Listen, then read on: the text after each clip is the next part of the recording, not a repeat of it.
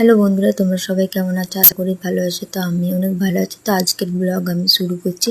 এখন বাজে প্রায় 10টা। দেখো এদিকে বর বাজার করে নিয়ে এসেছে, কলমি শাক নিয়ে এসেছে, দেখো পেঁয়াজ নিয়ে এসেছে, পটল, ঢ্যাঁড়স। তো আজকে বাজার করে নিয়ে এসেছে। আজকের দিনটা ছিল রবিবার। তো রবিবার মানে সবারই বাড়িতে মাংস। তো আজকে বর মাংস নিয়ে এসেছে। তো দেখো এইদিকে আমি ভাত চাপিয়ে দিয়েছি। তো ভাতটা তো হয়েই গেছে, ভাত নামিয়ে নেবো। আর এদিকে দেখো মাংসতে আমি নুন হলুদ তেল বুলিয়ে রেখে দিয়েছি, আর মাছও নুন হলুদ বুলিয়ে রেখে দিয়েছি। আর দেখো টমেটো, পেঁয়াজ, আলু, কাঁচা লঙ্কা কুচিয়ে রেখেছি। আর এদিকে আদা রসুন বেটে রেখেছি। তো গ্যাসটা জেলে অন করে তো কড়াটা টাটতে দিয়েছি। তো তারপর গরম কড়াতে একটু সর্ষের তেল দিয়ে নেবো। সর্ষের তেলটা গরম হয়ে যাওয়ার পরে আলুগুলো দিয়ে দেবো।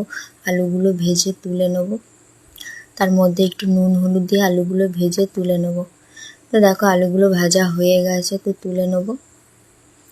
তারপরে গরম কড়াইয়ে একটু সর্ষের তেল দিয়ে দেবো।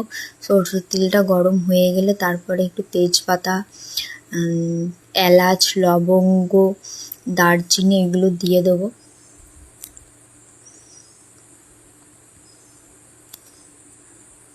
তারপরে আমি দিয়ে দেবো কাঁচা লঙ্কা কুচি। তারপর পেঁয়াজ কুচিগুলো দিয়ে একটু ভালো করে ভেজে নিতে হবে। তো পেঁয়াজ